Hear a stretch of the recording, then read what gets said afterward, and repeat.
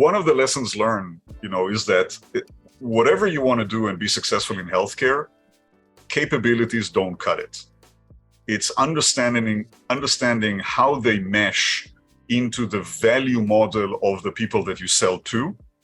The success of whatever products you have depends maybe 30% or 40% on how good you are, another 30 or 40% on how the other people are, and 20% on circumstances and legislation. Welcome to Startup Health Now, the podcast where we celebrate the entrepreneurs and innovators reimagining the future of health. I'm your host, Logan Plaster. We've talked extensively in this podcast about how COVID ushered in a period of rapid adoption of telemedicine. According to McKinsey, we went from around 11% of people using telehealth to around 46% during the pandemic. Few companies in the world were better poised to capitalize on this moment than Amwell. But what's so interesting about Amwell is that they weren't created to meet this moment. They've been patiently and persistently ringing this telemedicine bell since 2006. Back then, seeing your doctor over your computer seemed like a pipe dream, or worse, some dystopian future. Now, well, things look a bit different. Building the infrastructure to deliver healthcare virtually is an idea whose time has come, and Amwell's persistence has made them a world leader in the market. Now, Amwell is expanding the definition of virtual care through acquisitions, and last year they acquired startup health company Conversa Health, which uses chatbot functionality to automate care in between visits to improve efficiency and outcomes for patients. This episode of the podcast is pulled from a fireside chat where we sat down with Roy Schoenberg, the CEO and co-founder of Amwell, and Murray Brzezinski, the CEO of Conversa Health. The chat, which was moderated by Stephen Krein, CEO and co-founder here at Startup Health, pulls back the curtain on how these two companies came together, the lessons learned from the process, and what it all means for the future of virtual care. Roy and Murray are a wealth of wisdom and experience when it comes to digital health, so it was a powerful conversation, and I hope you enjoy. My name is Stephen Krein. I'm the CEO and co-founder of Startup Health. I am thrilled to be here with actually some old friends. Roy Schoenberg, the co-CEO of Amwell, and Murray Brzezinski, who's now the Chief Strategy Officer of Amwell, the former CEO of Conversa Health, a startup health company that goes back many years from the founding of Conversa. And what I'm really excited about doing today is digging in not just to the story of Amwell and Conversa and the combination of the two last year, but really getting inside a little bit of the belly of the beast, so to speak, and learning a little bit about, from the entrepreneur's perspective, how you navigated the ups, the downs, the obstacles, the opportunities in a way that I think will shed light for entrepreneurs, innovators, and investors at how to really build a sustainable long-term health innovation company and continually making sure that you stay on mission for what it is that you're working on. So I am thrilled to be here. I'm going to ask you both to do quick intros and tell your story, both about the company and the founding of the company, but more importantly, your own personal backgrounds a little bit as we bring these together. I'm going to start with you, Roy, and give you a chance to introduce yourself. I always find that people doing their own introductions always nets the most interesting facts versus the narrative that the team gives me to read off. Roy, Murray, Wow. Welcome. Well, thank you for having us. It's always end up we're having such fun conversations. So it's really good to be back here. Introduction wise, so I think you can judge from my kind of a little bit funny accent that I wasn't born here. I was born in Israel many years ago, last century. Took my time in Israel, trained as a physician there, and then came to Boston for a little bit of an academic stint here. And then, through two other previous companies that I founded with my brother over the years, then got to Amwell back in 2006, with the idea that we can actually deliver healthcare over technology.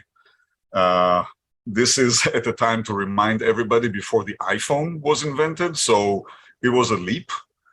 And then I would say probably spent the first 10 years of building Amwell trying to convince clinicians and the forces of nature in healthcare that it is safe for clinicians and patients to interact over technology rather than put their hands on the patient chest and abdomen. And then the last 10 years or so, I would say, are all about growth, are all about, essentially surfing the wave of recognition that, of course, kind of peaked in COVID, that healthcare, like other industries, can actually have a digital arm for its operation. And of course, everything trickles down from that. So that's, in a very brief way, the life story. Excellent. And I'm going to we're going to come back and talk a little bit about the mission when you launched as American Well back in 2000, and I want to say 6-ish, and hear about that journey. But before we do, I'm going to give Murray a chance to introduce himself as well. Sure. Steve, great to be here with you, and Roy, of course. Introduction. I mean, I've always thought of myself as a creator. So I've thought of ideas that need to be manifest in the world, and some of them should be through, creating something through writing. A lot of it is through entrepreneurship and creating companies, technology. So I got into technology years ago in different industries. And like a lot of people, I got into healthcare through a personal family health situation with my wife. And it just put into high relief, the problems with the healthcare system that we're still grappling with. And this was 15 years ago, and we had great access, and it was still very difficult to understand, to navigate, to make decisions, lack of visibility, lack of data. And so I said, I'm going to take my experience in technology and data and get into healthcare. And when that opportunity presented itself, I got into healthcare and helped to found a number of companies, Healthline and Talix, different parts of healthcare. Converse is one I didn't found. Good friends of mine, Wes Shell and Phil Marshall, who I've worked with at other ventures, founded it. We'll talk about the founding vision and mission in a bit, but I was involved very early on because I was there when we were conceiving the company, and I was the first reference for their initial investors. So I was there from the beginning in a way while I was busy building other companies, and then had the opportunity to join and take over the company right in the teeth of COVID. And we had a really great vision and mission, all of which was blown up by COVID, and we had to make some pivots, which we'll talk about. And we were lucky enough to meet with Amwell at the right time. And it's been a really great marriage. As you mentioned, it consummated in August of 21. So we're going on just about a year now, and we're past the honeymoon phase. So I can say definitively that it's been the right decision on every dimension, and it's been a wonderful experience. Excellent. Like on that note, actually, let's talk a little bit about the acquisition. We know about American Well and Amwell. We know about Conversa and its journey. What were some of the reasons, Roy, behind why Conversa was so interesting to you?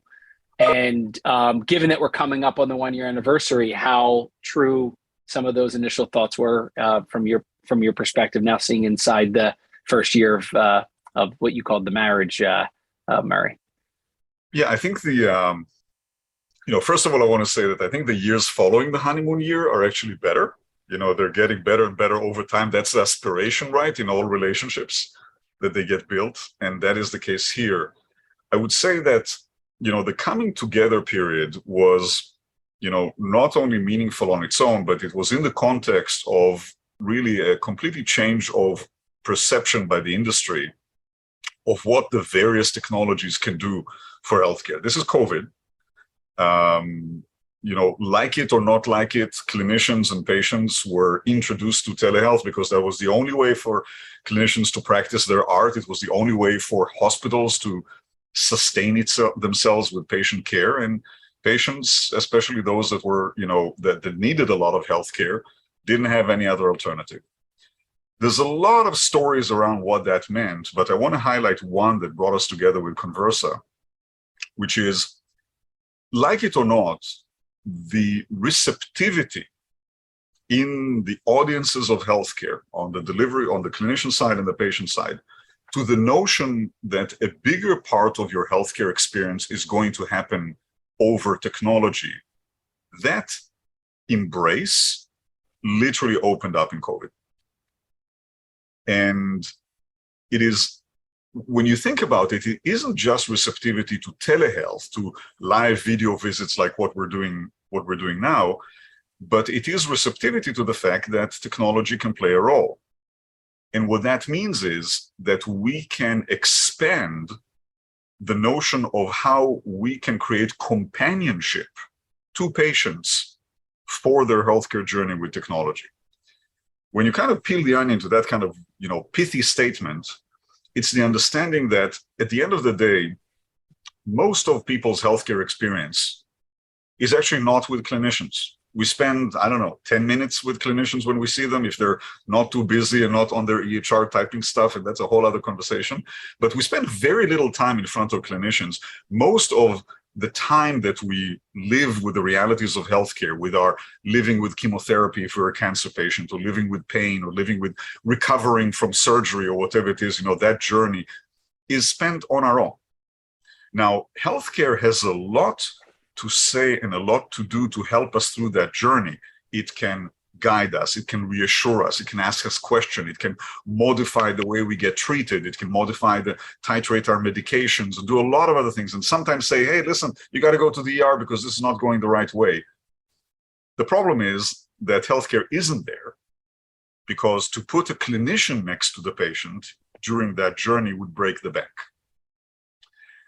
So that is where the magic of Conversa came in.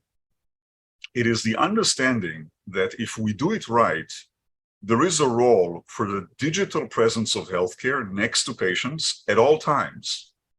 And that the beauty of it is that if that companionship with that patient can not only be there for them during that time, but also if, for whatever reason, things are not going well with the patient, it can raise its hand and bring in the cavalry, get that patient in front of real clinicians, then we are really moving the needle on people's healthcare experience.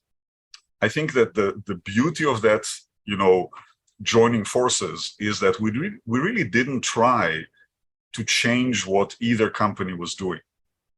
Amwell, American Well of prior to the merger is all about telehealth. We bring patients and clinicians together to see one another and interact.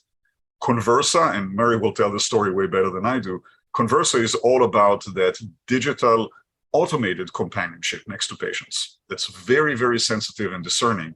It's the binding of the companies, but it's also the binding of the visions that allows us to really say, we can surround patients differently with technology. That's why that honeymoon is continuing to get better and better. Yeah, I love that. And I want to pick up on some recent announcements related to that convergence. But I want to turn to Murray and ask, for a lot of entrepreneurs who build companies or take on the role of CEO and leading a company, it's easy to see why, I shouldn't say easy, but it's obvious to see why Roy felt it was so important to add another component to their already existing footprint and success in the telemedicine, in the televisits. But from your perspective, as an up-and-comer company coming from where you were, what made it so obvious to you to do the same thing? In other words, it sounds like what Amwell was missing was clear and could be added and complemented and accelerated. But how do you think about it from the Conversa side? Yeah, our mission really hasn't changed much from the beginning, right? Which was basically, how do we incorporate the wisdom of the patient, all the information you can capture from a patient, and utilize that to help improve care and improve health? But the vision for how we achieve that mission, or how we pursue that mission, changed over time. And COVID was a big catalyst for changing it. So when COVID hit, we, first of all, we had this very elaborate strategy. And I remember walking into the first board meeting after I became CEO and put this together.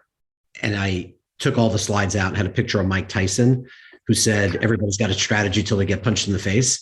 And so we had to rethink everything. And initially it was a lot of headwinds. And we had to pivot and figure out, how do we get into the tailwinds? And so the vision for the company kind of moved from, we're going to be the leader in automated care. And even though at our size, we have a long way to go, we really took that mantle and became, in our view, the lead there. But that vision changed from a leader in automated care to, how do we become a complementary care delivery model in the new hybrid care world that was emerging? And it became clearer what that hybrid care world emergence might look like, because everybody moved to virtual visits, right? We can talk about the utilization going up dramatically, and a lot more skipping of pilots and moving to, hey, we just need to use technology because we need to deal with COVID, and that became this sort of forcing function. And so we had a number of our customers come to us, and in different ways, we're asking the question, how can we get more out of you? We're going to go from working with 60 vendors down to 6. We want you to be one of them. What's a natural other things that we should be thinking about from Conversa, which forced us probably sooner than we wanted to think about raising a lot of money and potentially acquiring, becoming part of other platforms. And so it got us thinking a little bit ahead of where we normally would have been around what is our role in this hybrid care world. And we started to have discussions. There was a lot of interest. We were doing very well. And initially the screen was, are you a platform? That was the first kind of screen. And Amwell came through with this vision around hybrid care platform. They were further along than us. It became clear that we were a piece in a broader platform more logically than trying to build that platform ourselves, given the speed at which platforms were scaling. And a number of companies came through that screen, but then it became very clear when we started to compare our actual mission, our commitment to that mission, the values, the people, the DNA of the companies, and we didn't go through a process. So once we started to have that discussion, it became clear that Amwell was the right partner for us, and we only engaged with Amwell at the end of the day, doing the deal. Excellent. Well, we were thrilled. We've known you and West and Roy and Ido for a long time. And so, of course, as both a startup health company, as a friend of you both, we were thrilled. But we know a year later what's really worked and what's working well. Just to bring some reality to it, what were some of the challenges, maybe unexpected or otherwise, that you kind of dealt with in the first year of integration? And either one, I think has a different, each of you obviously has different perspectives of that, but I'd love to hear some of that for the entrepreneurs who are listening today. I can take a stab at it, and Murray can add his perspective, and we're probably not synchronized here, so we'll probably have different views of this. But I think that the biggest challenge is that you're coming in as two companies, and especially if you're coming in as two strong companies that have a very, very lively agenda, the kind of the default is that you continue working in parallel, right? We have a tremendous world of things that on the Amwell side prior to the merger, and we had to deliver, and we wanted to continue to live up to all the things that we promised the market. And the same was the reality on the Conversa side. They have a world of customers that want to grow and add capabilities and so on. And somehow in the midst of all of this, you have to say, hang on, I need to somehow squeeze this aside and create another capacity in the middle that would not only integrate the two, but will, that statement, take 1 + 1 and make it 3. And that is always a challenge if you have two companies that have very, very active commitments in the market, because the market is driving forward. That, the blessing and the curse of COVID, the blessing is the fact that we were able to come together, that both companies were doing really well on the day of the merger. The curse is that we were all tasked already prior to the merger, and then we had to squeeze something out of nothing. I think that's partly the reality of any two companies that come together, but it was especially true, because these technologies were so much at center stage during the years of COVID. Just to double click on that, there was a question that came in that you answered in the Q&A from Dr. Alex Greenhill, who asked you could conceivably have tried to build the Conversa capabilities, conceivably I say, or she says, but using your funding and dev teams, what made you buy instead of build? Yeah, so I think the answer is somewhat simplistic. I said we could potentially throw money at the problem and try to build capabilities. I think we probably could. What you can't build is the art.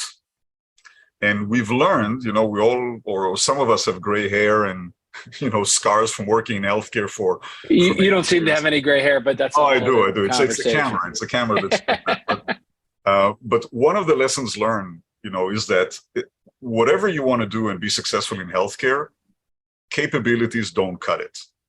It's understanding how they mesh into the value model of the people that you sell to. The success of whatever products you have depends maybe 30% or 40% on how good you are, another 30 or 40% on how the other people are, and 20% on circumstances and legislation. So I think that the one wonderful thing about Conversa is that they made it work already. Not the features and functions. They made the value come to life in the hands of customers. No matter how much capabilities we build, it will take us a decade to get there. I love that. I think it's a really important reminder, especially as other companies go through, whether it's M&A discussions or fundraising discussions, about answering that the ultimate question almost every entrepreneur gets, which is why would they buy you when they can build it, or why are you going to add the kind of value you're adding just around this capability? So I appreciate that. Murray, your thoughts? Yeah, I'll just pick up on that last point because, from the other side of the table, I think that's exactly right. The that you're buying, to Roy's point, isn't capabilities. It's a successful business. So unless you have the domain knowledge and you're focused in a particular area, there's just a lot that goes into it when you think about build buy.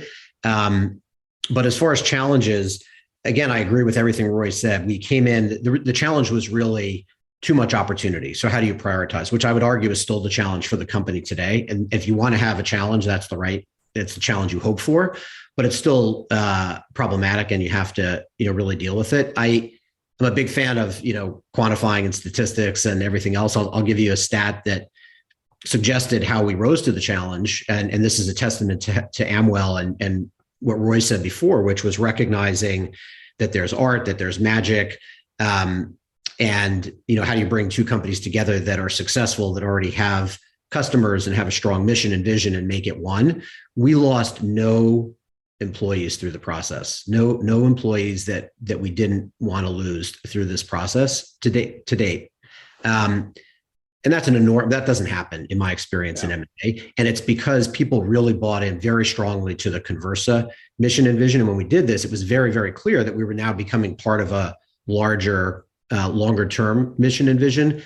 And we always built this, again, as I said before, we had the mission, but the vision just got expanded very naturally to, we're really a care delivery model and it needs to be used seamlessly with other care delivery models that exist. Amwell was starting to build the other capabilities to support those business models. And when I say delivery models, we both looked at it as support, right? So Amwell's been very, very consistent that it's an infrastructure in support of the health delivery organizations and the payer organizations and life science organizations. And that was our philosophy as well. So although we had challenges, I think they were relatively expected. And now it's all about prioritization. How do we make sure we deliver on promises that we made previously, while looking forward and really focusing on those things that are going to have the biggest impact in the shortest period of time for the most patients?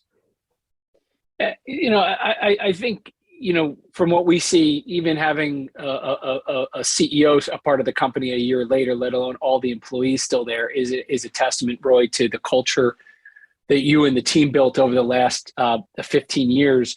How would you like, if you were to kind of write the framework for the next decade of the company, how would you describe the 10-year vision today of what you want to accomplish?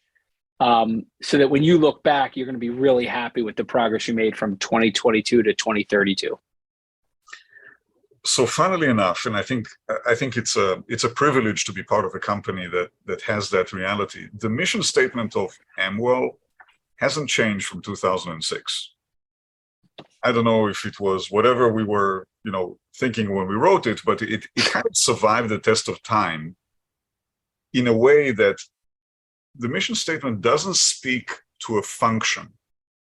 It doesn't speak to, we're going to build that capability that will be embraced by X, Y, or Z.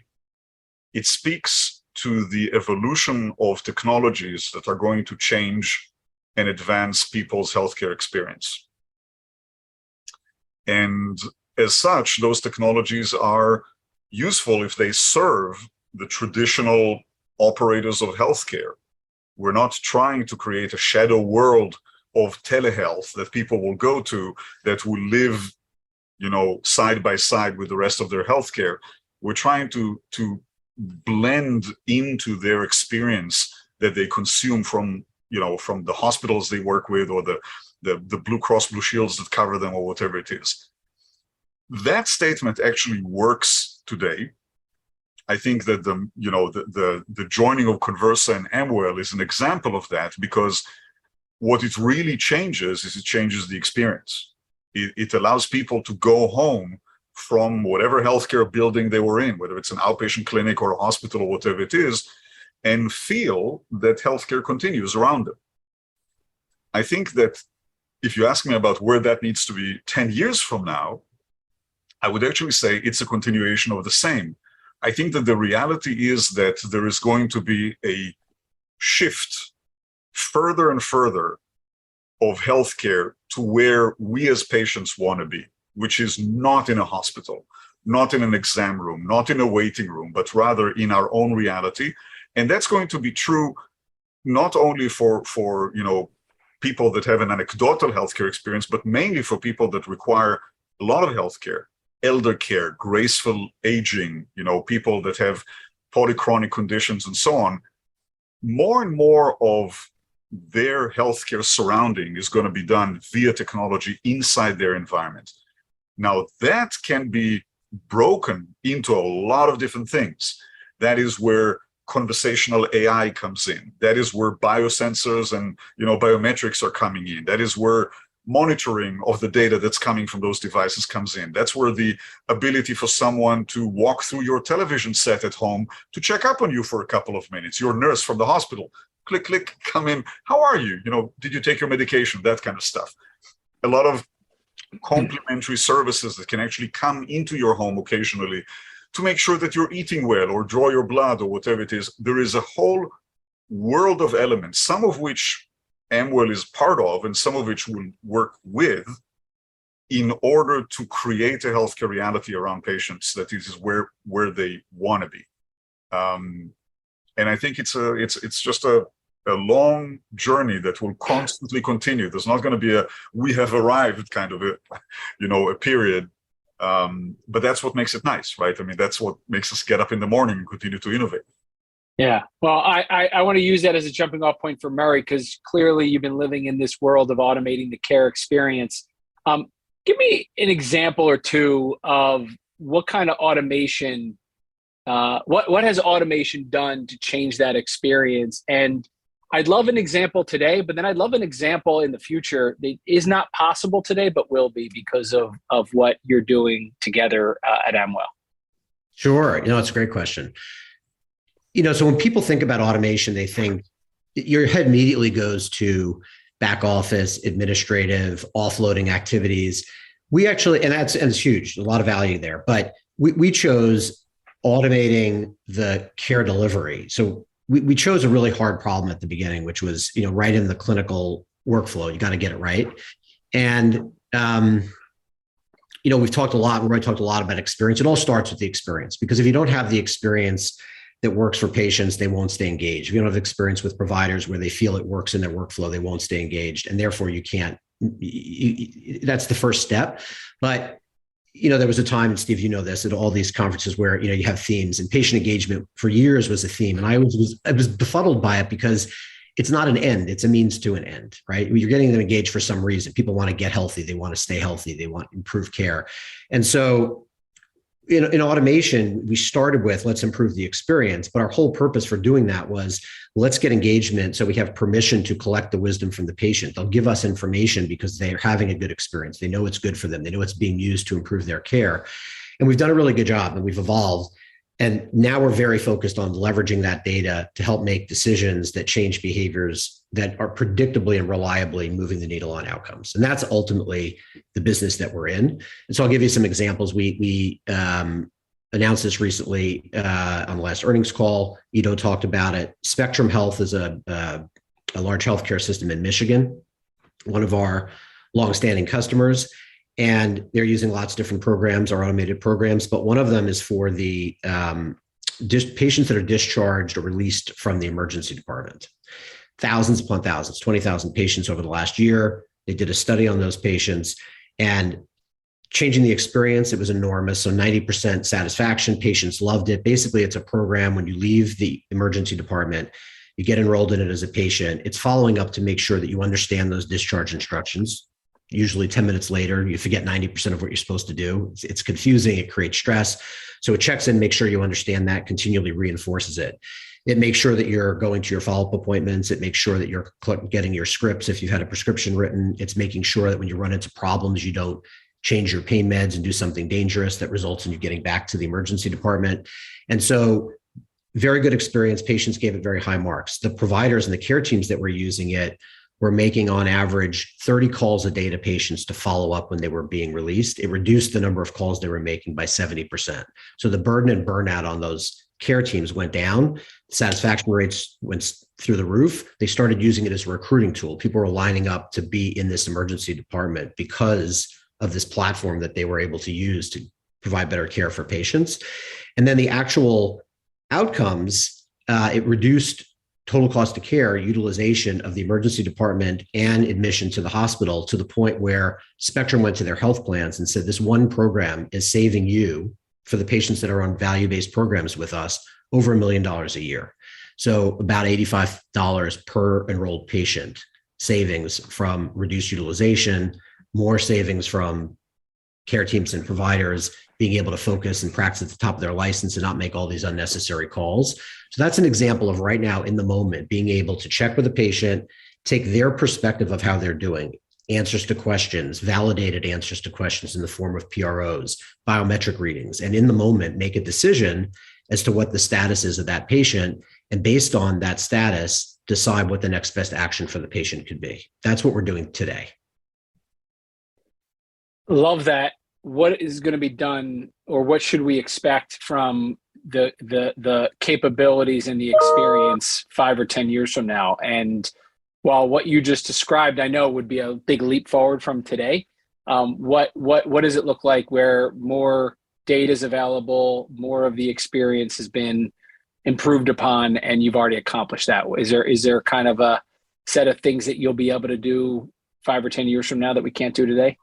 Yeah, absolutely. So, as Roy talked about, again, the experience talked about TVs. And so different modalities, different ways of being able to engage patients. So right now we're doing it on, devices with browsers, but that can be extended to TVs and voice devices and other things. So the idea is a companion wherever you are, right? And you can access it as a patient, as a caregiver, as a family member, wherever you might be. And then the other thing is, I talked about all the data that we have making decisions in the moment for the next best action. The next vista there is using that information.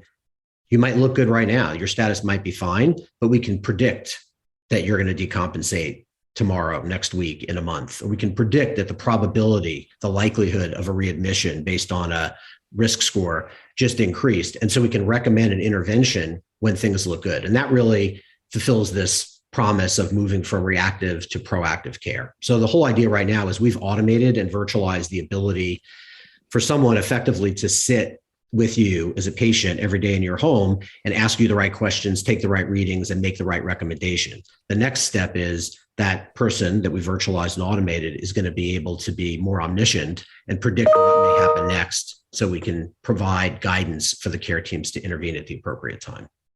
Love that. And I'm assuming, and I'm going to turn it back to Roy, related to the announcement I saw recently about Amwell powering the CVS Health rollout of their virtual primary care service. How does that play a role? Because I'm assuming that what you just described, Murray, what you outlined, Roy, is one thing to offer it, but it's another thing to actually reach the patients and the families where they are. And clearly CVS brings you right into, communities all around the country that enables you to put that into action. So maybe elaborate a little bit on how meaningful that is, Roy, and what the expectation there is. Yeah, I think funnily enough, and I really haven't thought about it until you ask it that way, it ties to the first question that we had today, or the first conversation part, where we talked about people's openness to changing the model by which traditional healthcare has been delivered. I think that the conversation about virtual primary care is actually an earthquake. It means that your first line of defense for your healthcare issues, your primary care, is going to start with this. and then recognizing that just putting it on the phone is not going to be enough. You actually have to tie it into the kind of escalation path of care. Sometimes it can be solved over the phone, even when you talk to a clinician, and then you have to go into a physical location. And sometimes someone has to put a stethoscope on your chest, and sometimes blood needs to be drawn, and that needs to be escalated to a physician office, and that goes into an outpatient clinic and a hospital and admission and acute care and all that kind of stuff.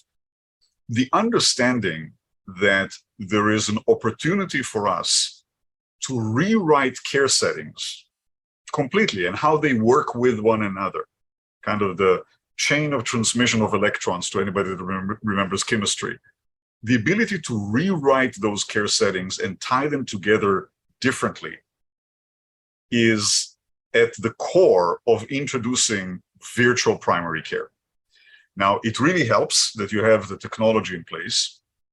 It really helps that you know how clinicians want to work with the technology, because virtual primary care still allows you to see a real physician, to be clear. It's not, that part is not automated. You actually have a relationship with a PCP.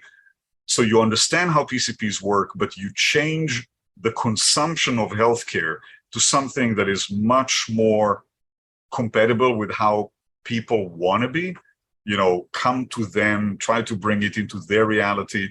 The notion that they have to queue up in front of healthcare is kind of gone, it's outdated.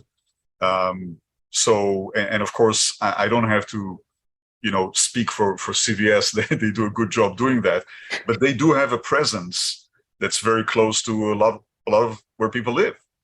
So that is an opportunity for them to really think about merging all of these things together to rewrite the way people experience the consumption of healthcare.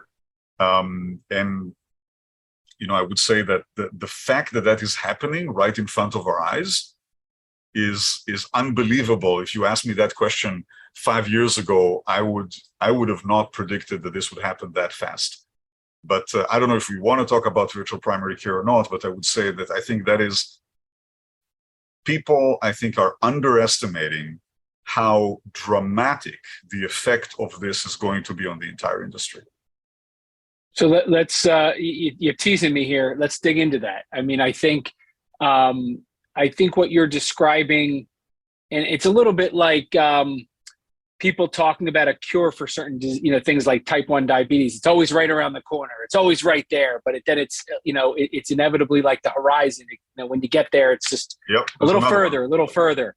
I recall not that long ago, it was a big deal just to be able to, go see a urgent care at a CVS or a Walgreens, and that was going to herald in a whole new era.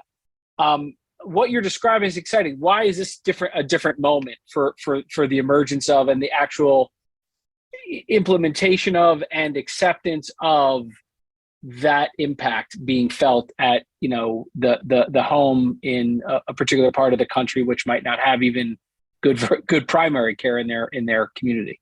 So I think the reason, I mean, we can talk about technology all day long. I think that people hate the term paradigm shift, but sometimes it's appropriate to use it.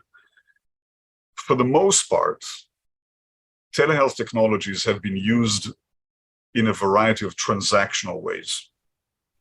Urgent care is a very good reality, right? I mean, please don't quote me on that. It's an instrument of blind dating, right? I mean, it's a patient who has a need right now. They're going into a system that matches them with an available clinician. They come together, good healthcare happens, but for the most part, they part ways, very likely never to see each other again. Transactional. Very transactional, which is a blessing when you need transactions. I mean, there's nothing wrong with transactions. But inevitably, a lot of healthcare requires more than transactions. The term inside the industry is the notion of longitudinal care. When you have a chronic condition, or when you have an episode of care that extends over a period of time, like recovery from something, or something that extends, that is when you need relationships. Short-term, long-term, but relationships. One of the elements that is so profoundly different about virtual primary care is that these technologies are now built together and brought together in a way that allows you to essentially establish a primary care relationship with all of the services associated with it that starts in technology. It sounds subtle, but it spells a complete rewrite of the journey of patients and the consumption of services in healthcare. There are a lot of other elements to it, which I think are lost on a lot of people. It's not just that you can get a PCP on your phone and have a PCP relationship. It's because those early steps, when you raise your hand as a patient to your PCP and say, hey, something is wrong with me, in many cases spells out a journey of acquisition of, imaging studies and labs and 50 million other things that happen following that. The ability for us, because this is happening, the scene of the crime is now digital, happening on a digital platform. We have an open door to inject into that experience a lot of things like analytics, like best, next action, preferential formulary for the patient that makes it less, more affordable for them to take certain medication versus others.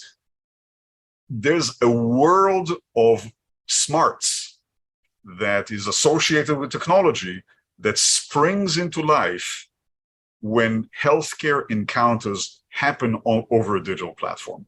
So this is a much bigger, earthquake than people think at first.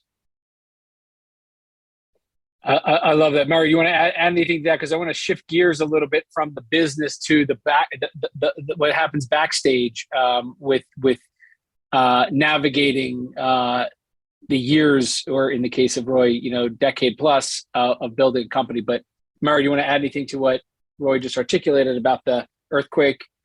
Yeah, I would just, I know we started with, primary care, which I think in and of itself is an earthquake. I think, just the time, if you think about what's happening in primary care, everything Roy just said, if you think about, the elephant in the room with, Amazon One Medical, I think that's a shot across the bow of the incumbents to invest in virtual first, invest in hybrid care in a real serious way. Mm-hmm. Because as Roy said, if you want to move to a relationship from transactional and you want to avoid, let's be real, urgent care was really a solution to a problem where you couldn't get an appointment in the incumbent, right? You couldn't get an appointment with a primary care physician at your health system or at a practice. And so it became a convenience, it became a transactional, and the systems I think have learned. And so the fact that, big tech is getting into, this alternative shadow world is really an opportunity for the whole industry to move forward. So I think that's a big deal. And I think if I abstract what we're really doing, we're looking at time, place, and people. And we're saying, how do we optimize all of those things? In healthcare, time, place, and people, it's costing, 20% of GDP. It's, to Roy's point, people don't want to be in the hospital. There's a lot of friction. There's a lot more conversation now on access and equity than there ever has been, to the point where, people are putting it on their OKRs at health systems. People are being compensated and measured against those things. And we really have a platform that's helping those systems optimize time, place, and people for the benefit of driving outcomes for patients. And I just think that's a complete paradigm shift from where we were pre-COVID. I think that's, COVID was a panic. It was investment. It was deal with COVID. Then everything settled in, and we're losing $50 billion a month in the health system side. We need to do something about it. To now this notion that it's not, putting Band-Aids on it, but it's a fundamental reimagination of how we're going to deliver care in the future. So that's the point we're at now. Yeah, we could spend hours talking about this topic, but you talked about transactional to transformational in terms of how the healthcare experience really moves and maybe exponentially not only gets better, but and improves, but is transformed. I want to use that same metaphor to talk a little bit about mindset. And Murray, this from being in Startup Health as a portfolio company and community member for so many years. The power of mindset is so impactful. It can attract, especially coming from a leader, it can attract investors and customers and partners and team members, but it can also repel them, right? How important is and was and continues to be mindset in getting up every day and enabling us to have that transformational experience you're talking about? I know we've talked about mission, we've talked about your business, but I can see it every day, how pivotal mindset is, and how it plays a role in everything that we do as entrepreneurs and everything we do as humans. But as entrepreneurs leading companies, it's the thing that matters most. You want me to go first? Go ahead. I think it is. I mean, it's not only critical, Steve, but I mean, obviously you're leading the witness, but I think it's the most important thing, right? Because it's about people. As Roy said before, I mean, we could have the best technology, the best product, but all that's built by people as well. And, you know, from the startup perspective, it's hard enough in any environment, right? Most startups fail, the odds are against you.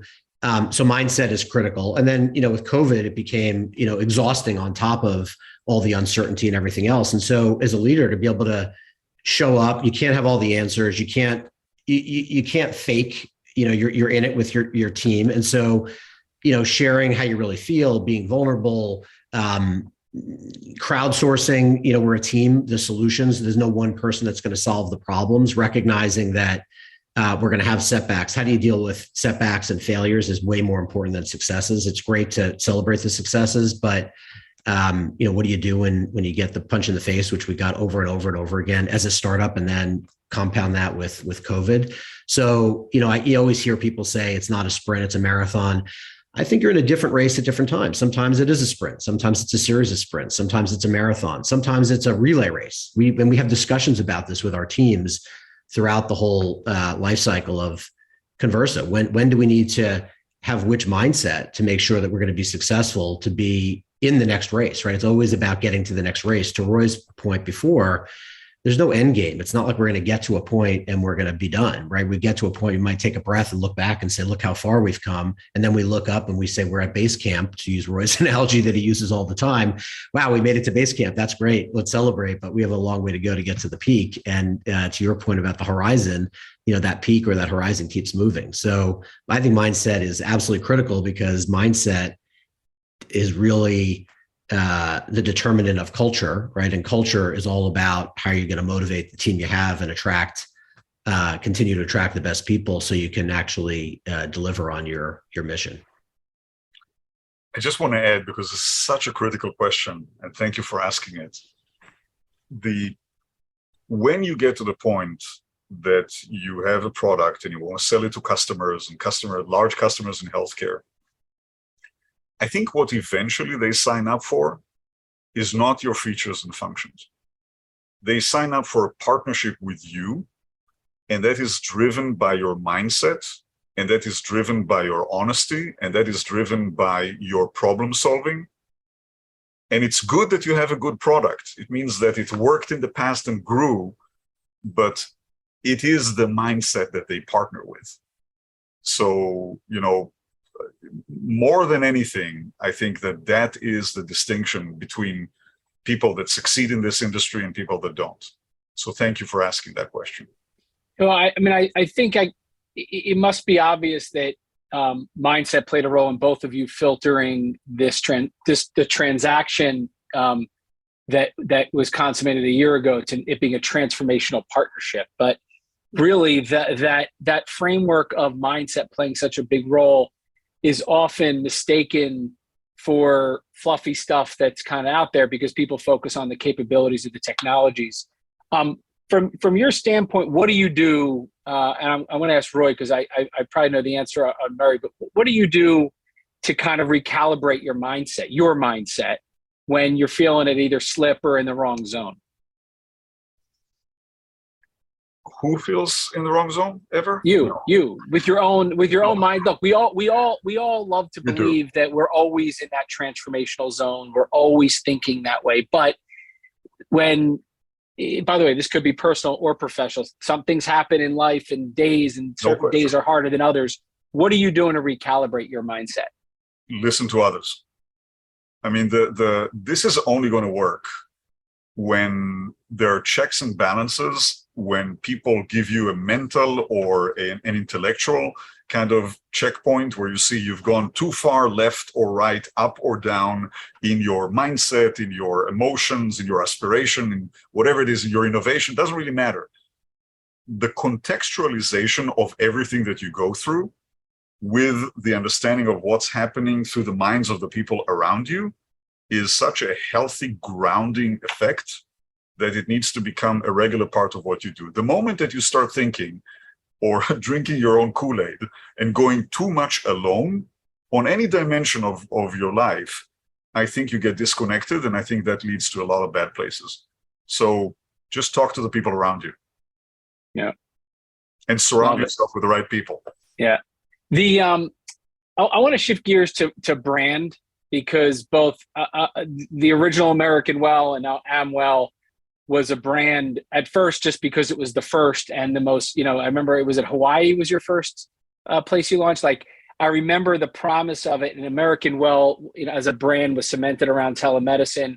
When Conversa came on the scene, I think the same thing happened around the conversational AI and that. But how important is brand from the very beginning as a role? How big of a role did it play in fundraising, customer development, team recruitment? Because a lot of entrepreneurs think that comes with success. But for some reason, I don't know, with both of your organizations, because you both had companies before that built brands, you recognize that from day one. But I want to underscore that here. And if you could elaborate a little bit how important it was, is, and will be to the success of scaling what you've built and what you've done. I'll be very brief in saying that I think that the brand is the chassis on which you build credibility. And as people have to hone in the credibility and then pass it to others. They need to have a token by which they pass their respect to what you do or their appreciation of what you do. And that needs to be the purpose of the brand. By the way, whether it is to a buyer or whether it is to the end consumer. But the biggest deal is to build that credibility on top of the brand. It's not about the name that you find for yourself. It's about whether you position it so it becomes such a good container of that passage of credibility. Murray, I don't know. Yeah, I was going to say the same thing. I mean, I think brand is certainly not name. I think brand is trust, brand is credibility. And so from that perspective, it's extremely important. And, for Conversa, our brand, our credibility, our trust in the market was way bigger than the company. We grew into the brand. So I think it was very important in our success. I think Amwell would probably say the same thing. I know right now, as we went through a process around what do we do with the brands of Conversa and SilverCloud. They're powerful, they're strong, they have meaning, convey trust and credibility in the minds of the customers that use them. And so we have product brands that still carry those names. We want to have one platform and one brand for the company. But even that brand, Amwell is transitioning from recognized as direct to consumer as well as B2B to being much more of an infrastructure. It's a support. So what the brand now means is you can rely on this infrastructure to drive the future of hybrid care, whether you're a health system or a payer or a life science company or an innovator that's providing services through the platform. So it conveys trust and credibility, but what it stands for and what it's signaling is constantly evolving. It's interesting because I think whether it was building a brand back in the mid 2000s or building a brand in the teens like Conversa, companies being born today or built today, especially in our sector and industry and so many ways, have different challenges. And I'd love to hear what you would tell the entrepreneurs. And I want to pick two different groups of entrepreneurs. One group of entrepreneurs has been at it for a decade or more, still trying to get the scale, the traction, the acceptance, and they have just enough to keep going, but not enough to to be fully scaled. And then the other group would be people starting today, and what you would tell an entrepreneur building a digital health, a biotech, a life science company today in this industry that has some of the tailwinds of a post-COVID world, especially with digitization. So both audiences, and I'd love you to both to kind of give us answers as we do the wrap up today. Where you want to start? Okay. I was going to ask you the same question. No, I would say this. I think it's a hard world to be successful in healthcare. I don't think that it's harder today than it was 20 years ago, or 50 years ago, or 100 years ago. Just the currencies have changed. we come in today equipped with so much more knowledge than we did 20 years ago, and yet that means that also the other guy has it, right? But I would say this, at least an observation. I think that there are two very, very indisputable ways to make a representation of the value that you bring with your entrepreneurship, venture. You can show up with numbers which prove that you have cured diabetes or that you've done, something wonderful. And if the numbers are correct and compelling, you win. It's that simple. And that's how a lot of people in biosciences show that their product, their drug, their whatever, something is working really well, and that's fine. The other the other extreme is to come forward with a vision of an experience that may already exist, you've already developed, or you're developing in the future, that is indisputably, viscerally affecting the people that listen to you to say, yeah, I want to live in a world that has that. That is how I would envision my, aging days or something like that. And if you agree on that emotionally and viscerally, then you can peel the onion on how you're going to get there and how much funding you're going to need and who you need to collaborate with and all of that kind of stuff. But you start with that. In both cases, you're starting with something that people are not contesting. I think that there's a lot of people who are trying to go along the way in the middle who are saying, I have something that will have these features and functions, which will contribute, hopefully, towards a better future. And I think that is where you're going to find a lot of people in the room who say, well, I don't agree with you. These other features would do that, or these features won't work. And that's where it gets challenging. But that is just my observation. Very consistent, by the way, with your comment about the experience, about a half hour ago with the transaction in urgent care versus the experience in the everything else but that transaction part of the world. Murray? Yeah, I think I agree with everything Roy just said. I think what's changed in healthcare that makes it even more difficult is the buying organizations, health systems, for example, and plans have really gotten to the point where they're reducing the number of partners they want to work with, right? I had a conversation not that long ago where someone said, I can't even remember the names of the companies I'm talking to, let alone figure out how to partner with them, right? So they want to move from that 60 to 6 vendor partners that I talked about. So if you're starting a company or you're running a company that's trying to scale, I think the bedrock is to have a mission and values that are going to serve you well, regardless of the path that you need to take to get where you're going. But the days of having point solutions are over. And the challenge with that is you can't just build a platform, right? Because it needs to be purpose built. So you need to start with the problem. I think it's more imperative than ever to really start with a problem that's a real problem for somebody, figure out who it's a problem for. And it's pretty nuanced, but what are the other problems you need to solve to give you permission to solve that problem? So for example, if you're trying to, help reduce readmissions, that's the problem. If you can define it and you can say, I can build a solution that's better than others out there to do it, that's great. But then you have to solve the workflow problem. You have to solve the engagement problem. You have to get all those constituents in healthcare, the patient, the frontline provider, the organization that's paying for it. And as we all know, it's very complicated. So it's always been the case, but I think you got to get there faster. You got to define the problem, really high relief, build a purpose-built solution, and then put that under a broader set of mission, vision, values so that you can position it that it may be a point solution now, but it can fit into someone else's platform, or we can raise money to grow a platform. So I think it's a challenge. I think it's exciting because I think those that figure it out, there'll be even a wider moat more quickly, but the bar has gone up considerably since COVID in healthcare. Well, I could talk to you both for a long time and would love to. We'll continue this conversation every few months to kind of make sure that we keep unpacking the gems. But my biggest insight from this call comes from a comment you made, Murray, about the fact that you have everybody on your team still that you wanted to keep on your team, that you're still there, that you guys both talk about each other and each other's capabilities and each other's organizations so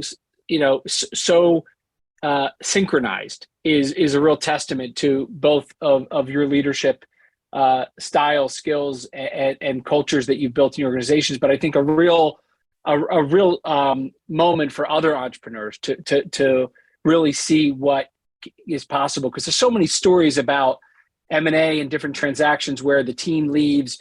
By the way, coming from both sides, the big company doesn't do a good cultural integration, or the new company comes in like a bull in a china shop. But it's a beautiful story. I think the proof of what is to come is in the CVS partnership and this new experience that you're creating to be more of a transformational experience for patients. I'd love to give each of you the last word. Murray, first you, then Roy, and then hopefully have you back maybe at the next festival to continue the conversation and dig into the next 6 months. But Murray, last word.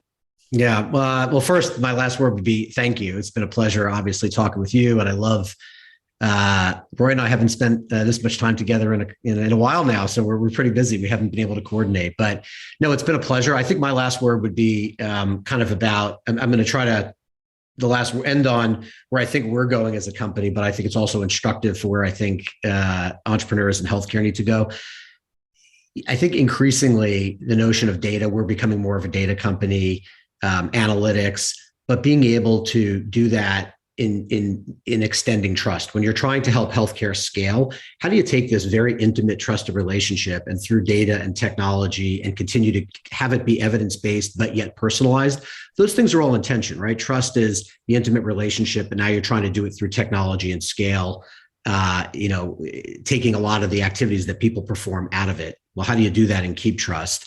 How do you keep things evidence-based, which is reducing variability of care while you're increasing variability of experience, which is what personalization is? I think those are going to be the next challenges, and those are going to be the determinants of success for the new crop of entrepreneurs coming out in healthcare. Excellent. Thanks, Murray. And Roy, thank you also for answering all the questions in the chat and Q&A. Rarely do we have a guest that actually just does it. I don't even have to read them out. So thank you for answering everybody's questions in the Q&A. The last word is yours, my friend. I'll just say this. I think it's a privilege to be at a place where, I don't know, we've been doing this for 15 years or close to 20 years now. And I feel like I'm sitting at the edge of my seat. And that is such a privilege. It's driven by a lot of really amazing people that have joined part in this journey. And it's driven by the fact that we're looking at a blue ocean in front of us in changing how people experience healthcare. I don't think there's been ever a time when so much transformation was just around the corner. And I just want to thank everybody that's partnering it, and a lot of people that joined listening here that are going to be the leaders of the revolution, going forward in a couple of years. Excellent. Well, thank you both for the front seat journey to Conversa, now Amwell. It's great to watch and hear and see what great execution looks like up close. But congrats on all the success, and look forward to having you back soon. Thanks, Roy. Thanks, Mary. Thanks, Steve. Thanks for listening to Startup Health Now. Startup Health invests in health transformers around the world who are dedicated to achieving audacious health moonshots. If you want to learn how you can join this community of entrepreneurs, or if you want to connect with one of our 400 companies, go to startuphealth.com. If you'd like to learn how you can invest in our Health Moonshot Impact Fund, go to healthmoonshots.com. Thanks for listening to Startup Health Now. We'll be back again with another episode next week.